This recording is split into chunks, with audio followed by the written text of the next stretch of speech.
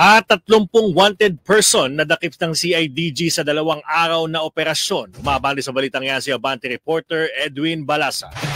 Abante Radyo Live Report.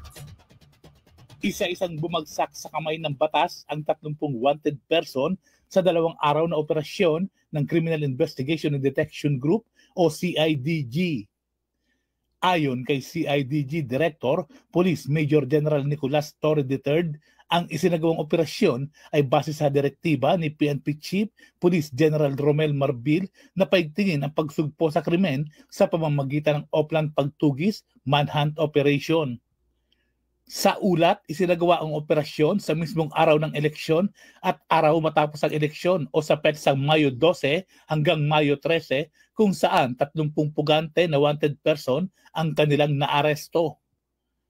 May warrant of arrest ang mga suspect na sangkot sa mga kasong rape, murder, estafa, qualified theft at iba pa. Sa mga naaresto naman, 17 ay mula sa Luzon, 5 sa Visayas at 8 naman sa Mindanao.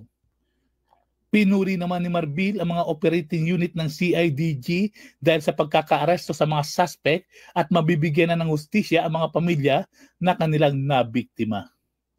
Ako si Edwin Balasa ng Abante Radio. Ito ang balitang mabilis, mabangis, walang mintis.